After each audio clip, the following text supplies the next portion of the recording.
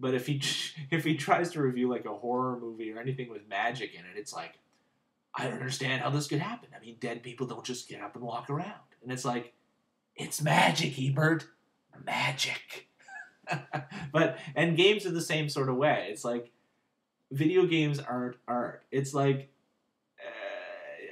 it's almost unspeakable. Again, I don't have to refute it, because I think Penny Arcade, they refuted it by not refuting it. You know, he basically just said, cranky old man says get off my lawn, and there it is in a nutshell. You know, it's like, video games, they're art on art. Every bit of it is art, because every bit of it has to be constructed. I mean, you know what I mean? Like, there's no question. It's anyway, it's just laughable. So I can't really say much more about it. This was a couple of really interesting articles about a mother giving her autistic son pot, basically, you know, marijuana, cannabis, really high dosages of, I think it was White Russian was the very specific subbreed, because marijuana has all these different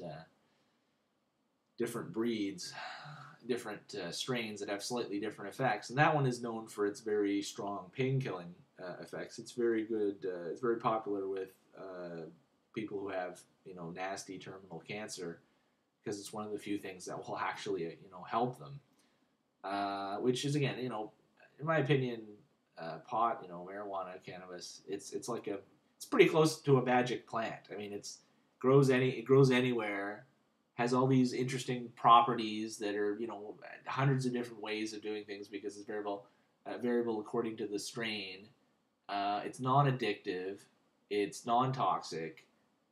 It apparently mimics your own brain chemicals to the point where, you know, it's almost like you're taking your own chemicals, which is why it's not very harmful. Anyway, interesting plant, which is illegal for some reason. But this was very interesting, because she found that, well, basically it was like a miracle. I mean, it's not that he was cured of his autism, but without it, yeah, apparently I think a lot of his problems, like his acting out, autistic, not autistically, but just, you know, acting out, he would bite people, he would do all this. A lot of it was because he was in extremely intense pain because of various other problems other than the autism. And when he was, you know, had a sufficient dosage of the White Russian in him, he was fine. He was mellow. He was happy. You know, I mean, he wasn't. You know, pot affects people in different ways according to different dosages. Just it doesn't make you completely, you know, raw stoned, depending on whatever. In this case, the kid probably needed so much to get rid of the pain that, you know, what would have normally dropped an adult, you know, like a rhino tranquilizer, just basically made him feel normal. Anyway, so that was just interesting. And then again, I mean, it's not always about, you know, the artificial meds that some guys brewed up in a lab. I mean, those have their place, but there's a lot of natural, you know, plants and whatnot that can do quite a bit.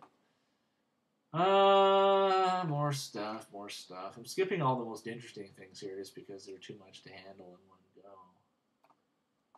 go. Blood Flow Blues. What the hell is that? Oh, this was one. Yeah. That's a whole special on itself. Really good point, though. I'll actually go over that one.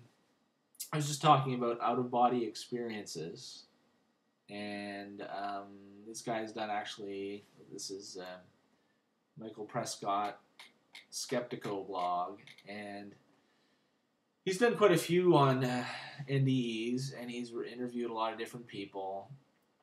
And he came up with some really good points. Like, his main point here was he was just talking about how, you know, I love arguments. Like I said, I really love arguments. Not arguments, but, you know, lines of argument, lines of logic, where they're almost like freestanding. You know what I mean? Like, it's such a good line of attack that it doesn't even get into the nitty-gritty. It's just sort of like, if this, then this, then this, and you're like, whoa, okay, that destroys 90% of anybody's argument without even referring to the specifics, because it lays things out clearly. His basic point here was that people who say that a near-death experience where people go through a tunnel and they have all these, stereotypical experiences, meeting a being of light, past life review. They might float out of their body, and that's an out-of-body experience, which is related, kind of a similar thing to a near-death, but or sorry, not similar, but it's kind of a joined thing. Well, the thing is, people having these often report enhanced awareness. They said, my thinking was really clear. I could see everything in the operating room, even though they're technically unconscious and technically dead in some cases. And his point, Michael Prescott's point here, was he was just describing his own personal experience of having like low blood flow to the brain, and he was just saying, well, when I had low blood flow to the brain, I didn't experience enhanced awareness. I didn't experience, all this. I basically felt woozy. Everything went gray.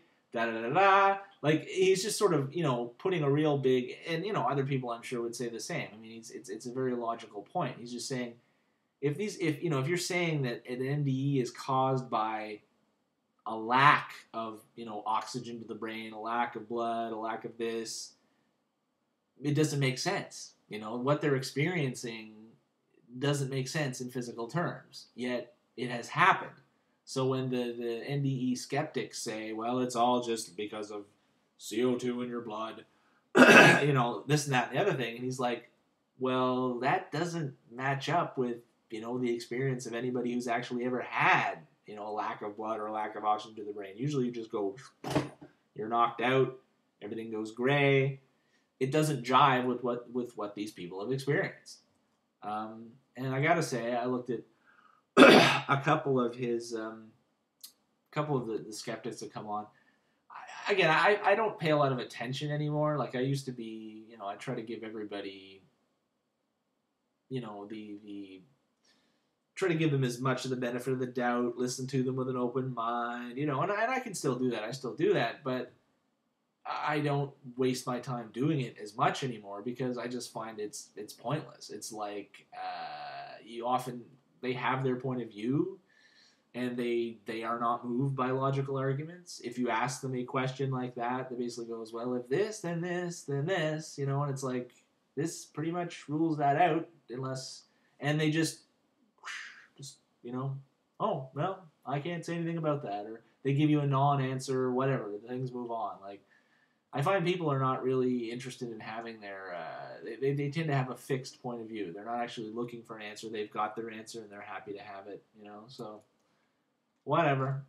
I'll stick with my own open mind. So a lot of people, actually this one got a lot of comments later on, I guess, but, anyway, that's NDEs are one of those things that, long ago, it just seemed pretty much like, come on, people have the same set of experiences across cultures, across, age boundaries. I mean, there are variations, but, it's just one of those things that seem like there's this mountain of evidence, or at least, I mean, it's anecdotal, of course, but there's this mountain of evidence about it. and the skeptical side that tries to say it's just your meat brain, like one of my friends, always says, he's like, what evolutionary advantage does having this, you must have a special part of your brain chip meatware, that'll give you this wonderful send off, and you meet your relatives and past life review. What evolutionary purpose does that have? Zero, none. Like, it makes, in that context, it makes absolutely no frigging sense. Not to mention, of course, people are usually, when they're experiencing that, they're clinically brain dead. In some cases, they actually have a flat brainwave. I mean, they are dead. And then they somehow come back to life a bit later. They get zapped in the heart, whatever.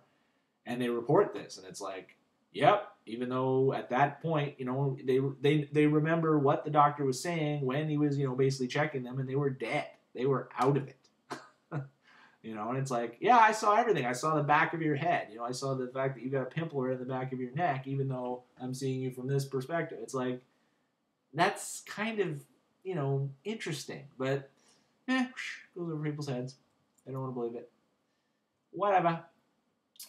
Anyway, but that guy had a really good point.